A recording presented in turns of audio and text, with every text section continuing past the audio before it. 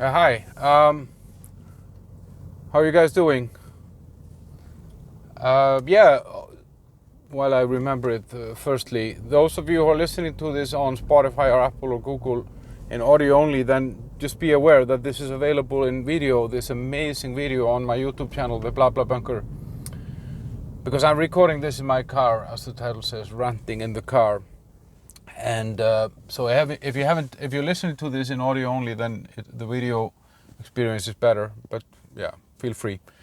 So I wanted to talk a little bit about Vikings today and Viking mentality because I'm from Iceland and we have been kind of, like when I go around in the world, people, oh, you guys are Vikings, and Vikings have been very kind of popular recently. There was this TV series, and there's been kind of a, I don't know what to call it, like a comeback of Viking culture. I mean, for us growing up in Iceland, this is something that we learned about. This is in our books, and this is how our, we believe that our country was established to some extent. That it was people, of Viking descendants that actually went to Iceland and discovered the country, and they, I mean, yeah, it's an interesting, very interesting thing to think about because it got really big in the last few years with those TV series and the reason why I'm recording this, actually, I got a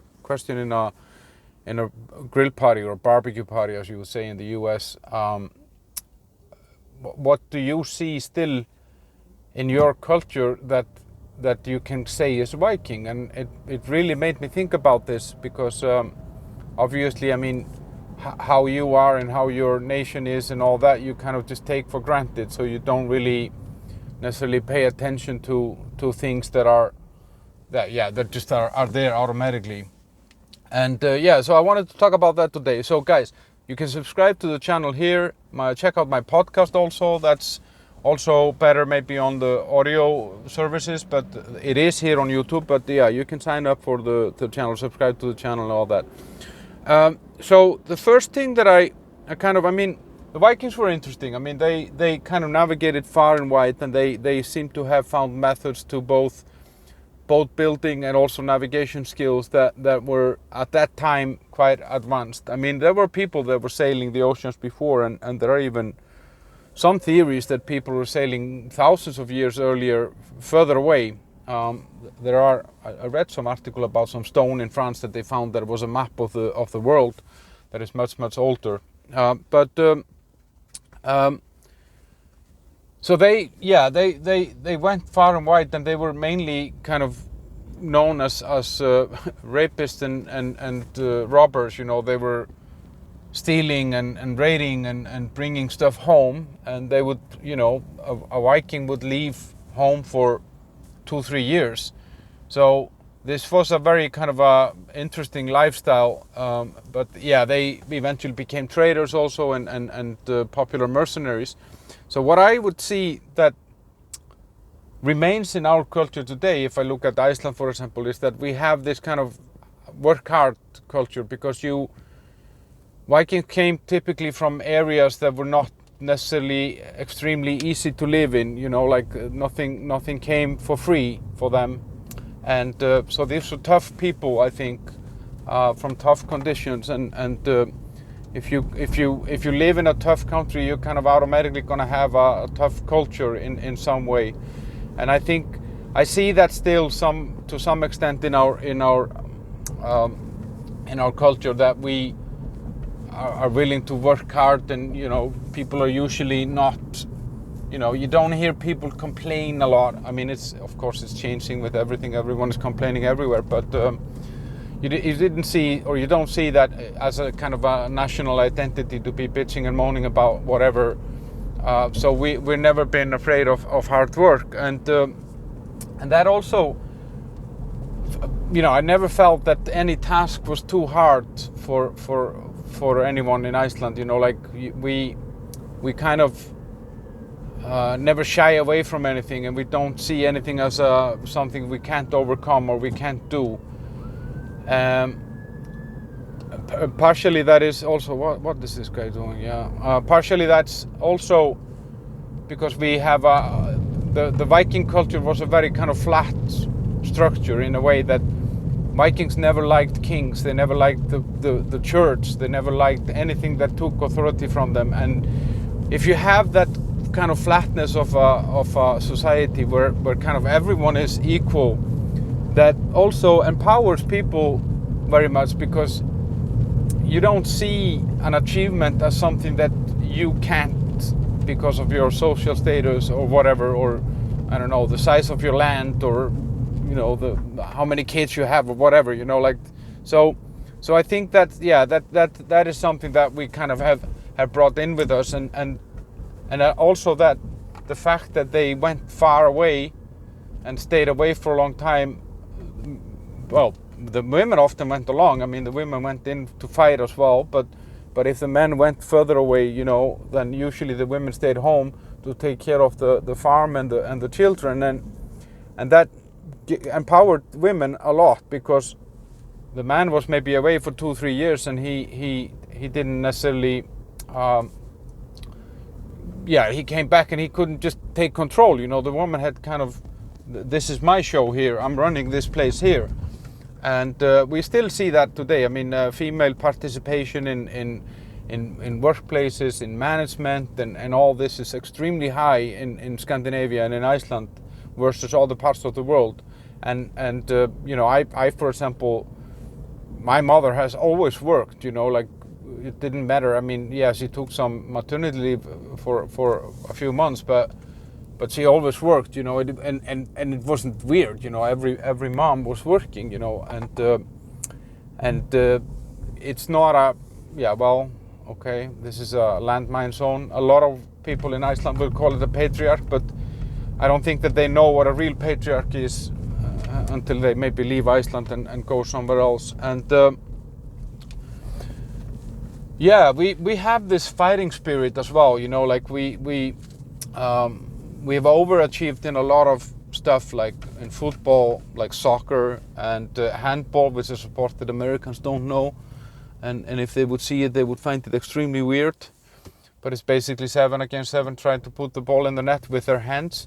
And so in those sports, even in basketball, you know, we have overachieved versus like population size and stuff like that. So there seems to be like some sort of, especially in those team sports, when we manage to kind of work ourselves up into some sort of a frenzy, it becomes, the sum of the individuals is much greater than the individual worth or value or capability or whatever. So that is another thing, you know, like this fighting spirit that I think we still have, because the Vikings were very often outnumbered. They were often fighting against nations and armies that were much bigger than them, so they had to kind of get that little extra through some, I don't know, madness or whatever. And we see that sometimes in our group sports for sure. And that also, being outnumbered also means that you have to be creative, you know. I don't know if you've seen those TV series, but there is a lot of kind of military methods or warfare methods of the Vikings that were, you know, they were outnumbered, they had to come up with something, you know, like the not fight in the traditional methods that were common at that time. And that's another thing that I think we have, is that we have this creativity in terms of solving problems. I mean, it comes partially from this, and also I think from having to live with a harsh land, you know. You kind of have to be very creative and very dynamic in the way that you solve your problems, because when you live there and you're in a small population, you know, you get a lot of problems thrown at you. That's for sure. And you can kind of, I spoke about that. We didn't like kings and authority. We didn't really like the church. I mean, eventually we took on Christianity like everybody else, but you know, the Vikings resisted and they kept on their paganism. And I think that still is with us. You know, we don't really like authority. We prefer to make our own decisions and do our own things. And then I think we see in our arts and poetry specifically, because we had a big literature tradition, like there was a lot of written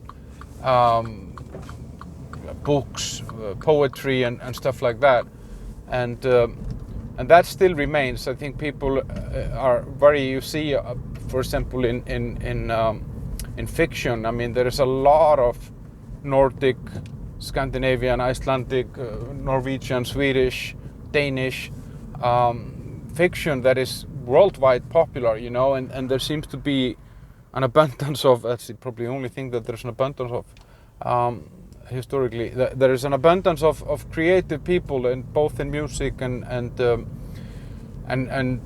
there is this kind of rawness, this reality rawness that I like about especially about films, Nordic films, that I think kind of comes from the harsh reality, you know, like that kind of raw, harsh reality that the Vikings went through and stayed there, you know. And I often thought about it, like with the people that populated Iceland, for example, you know, I was thinking, why the fuck did they stay there, you know? Because you go to Iceland and you spend there a week, you know, you will have 4 seasons every day, and it's super hard to grow anything, it's hard to farm anything, you can't really plan anything long term, and I'm glad they stayed, because otherwise I wouldn't be here. But and that's, yeah, I think that's kind of the final point which I think is very visible, is that I think Vikings and their descendants never had the luxury of planning in advance, never had or even the need to do it, because you just had to kind of play it by the ear, you know, like is there going to be a longer winter, is there going to be a rainy summer, you know, and all these things that affect your ability to grow crops and animals and all that stuff. And so yeah, and I really see that today in Icelandic culture, that people don't really like, they really don't like long-term planning. It's not part of who we are somehow, and we kind of just want to move, we want to get ahead, and we want to do stuff, and then okay, we don't finish everything we start, but at least we start a lot of stuff, and we start and we believe that we can do it, you know, and there is nothing that tells us that we can't. So I think these are kind of the things that I see kind of roughly in the culture today, that I can kind of relate to from the Viking era, let's say. If you feel that there is something that I'm leaving out, or something that you have noticed, if you're an Icelander, or if you know Icelandic people which you feel like are things that I have left out, or something that where I'm completely off, then, you know, feel free to comment, tell me about it. And yeah, subscribe to the channel, listen to my podcast, and keep coming back. Tell your friends, tell your grandma, sell your grandma if you can, and have a great day, guys. Thank you. Bye.